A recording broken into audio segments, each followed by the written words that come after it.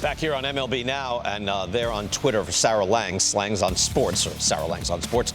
There's the T-shirt. That's the expression she loves. Baseball is the best. And also End ALS in the middle of that. And the proceeds going to Project ALS. Here's RotoWare putting in that the total amount now that they've donated because of that T-shirt, over $116,000 to fight ALS. Sarah Langs is with us all the time here on MLB Now. Sarah, good to see you. The T-shirt is going gangbusters, I see. Thanks so much for having me. I know it's crazy. I could not believe that number when RotoWare shared it yesterday. I mean, thank you so much to everybody who has bought a shirt. I mean, it is still hard for me to believe that anyone who doesn't know me personally went out and bought this shirt, but based on that number, clearly they did. It's getting out there, and people can find it again. You can find it on Twitter right there. And baseball is the best. End ALS. All right, Sarah, give me. I know you got plenty. You were working hard yesterday. Give me something on Shohei Ohtani. It has to be one of the more remarkable days in the history of baseball.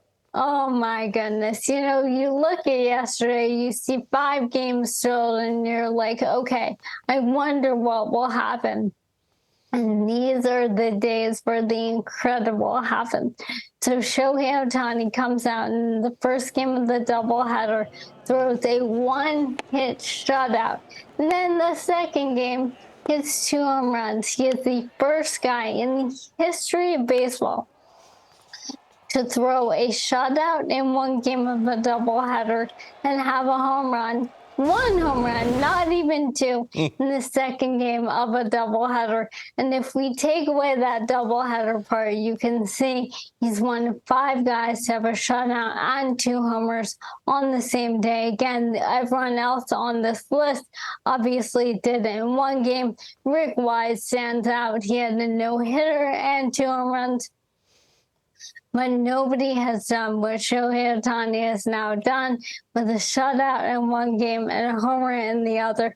Just absolutely incredible. And I was already on cloud 9 researching him when he did the first thing with the shutout. Right. Because he has the most home runs of anybody in the history of baseball to have at least 1 shutout in a single season. The next most for anyone in the season where they had a shutout was 11 by Babe Ruth in 1918. The man has 38 home runs. It's incredible. Yeah, right. Just rewriting things completely. Let's get to some other stuff here.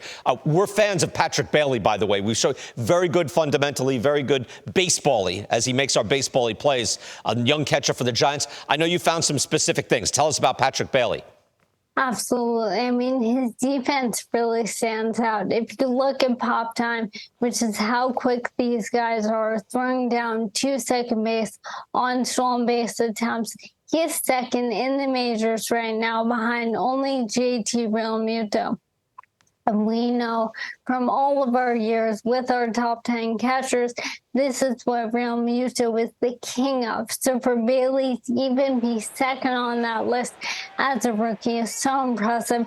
And he's really changed the game for the Giants, really given them that kind of Buster Posey injection of solidity behind the plate and everything else.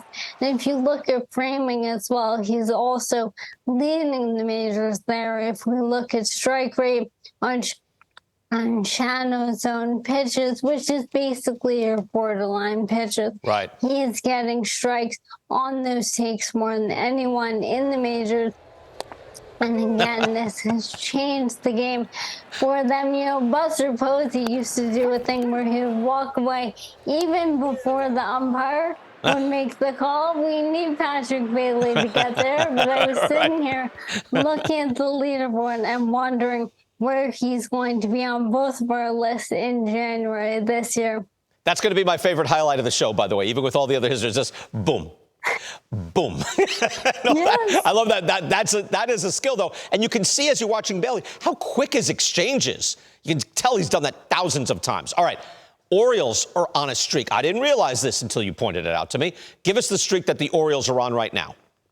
So it's a really cool one. They've gone 72 straight series of at least 2 games without being swept. And we know baseball people will tell you enter a streak, and you enter a series, and you just don't want to sweep it specifically. You want to win the series. That's what teams think about. But even not being swept is definitely something to hang your hat on. And this streak, we're talking about young catchers. This goes back to when they called up Adley Rutschman last year. They've not been swept in the Adley era. If you want to say that, and as you saw on the list, is tied for the 5th longest streak in the history of baseball. And if they're able to not get swept this weekend, big series against the Yankees, they would have 5th all-time by themselves.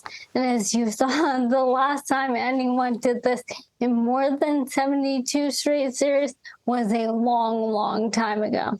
Yeah, that's amazing in that, like, we know they're good, but the teams at the top of that list, like, not all that far away, that's Stan Musial and the Cardinals, and that's Christy Mathewson and the Giants, like in the early aughts. So those are some of the better teams, that we've seen in the history of the sport.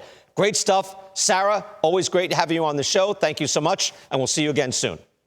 Thanks so much for having me, BK.